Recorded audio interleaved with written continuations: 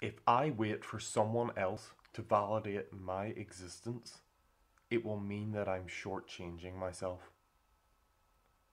This was said by South African activist Zanele Muholi. Queer cinema is the cornerstone for this mindset. Why should queer filmmakers wait for their experiences and struggles to be presented on the screen when they can do it themselves? Celine Sciamma is one such filmmaker.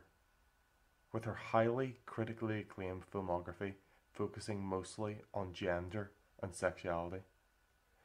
In her 2019 film, A Portrait of a Lady on Fire, it focuses completely on women's relationships with these two themes.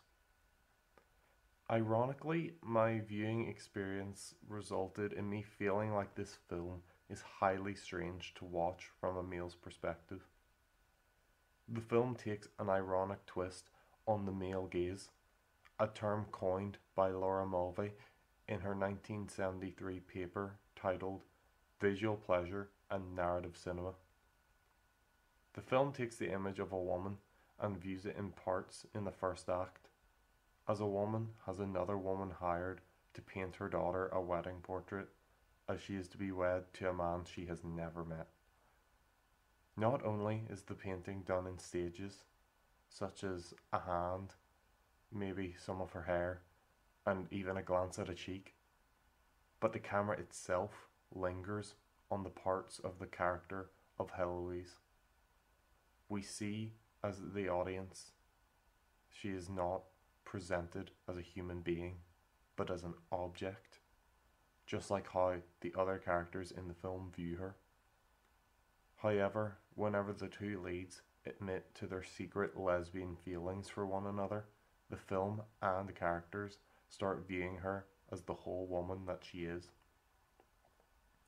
This is where queer cinema blends the themes of gender and sexuality. As Butler says, as quoted by David Gauntlet, the binary divide between masculinity and femininity is a social construction built on the binary divide between men and women, which is also a social construction.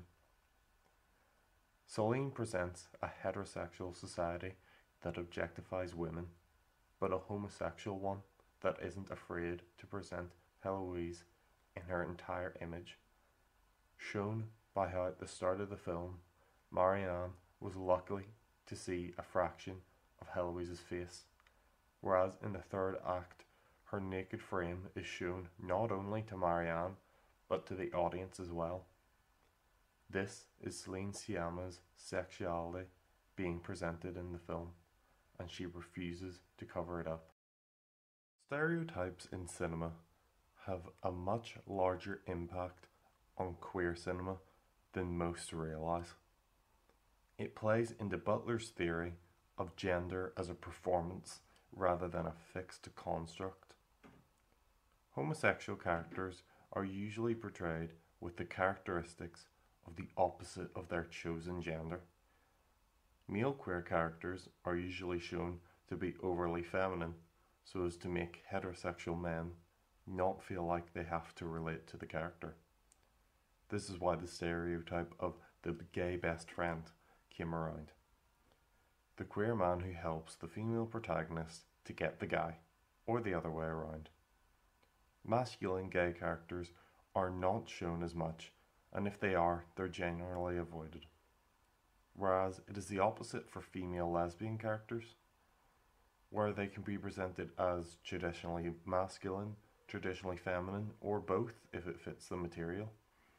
So why are lesbians presented in film and television in all shapes and forms, when men are only shown to be feminine if they are homosexual?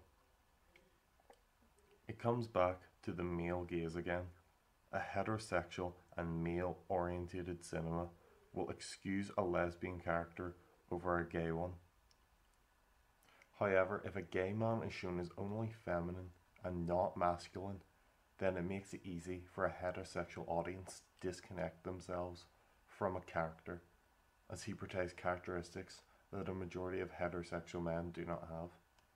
Queer cinema does not have to be presented by an individual who can directly relate with the subject matter. Despite the fact that Celine is both a woman and a lesbian, Todd Haynes shows that queer cinema can be presented in a similar fashion by someone who's experienced part of their subject matter. Haynes was the director of the 2015 film Carol, a story about a bisexual woman whose relationship with her husband in 1950s New York City is strained by her love of women. This causes her new friend, Therese, to admit that she is a lesbian, and they start a relationship.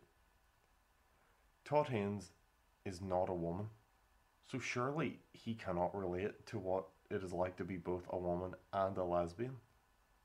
However, Todd is an openly gay man, meaning his experiences with coming out and living his life as a member of the LGBTQ plus community greatly impacted his experience with creating films within queer cinema.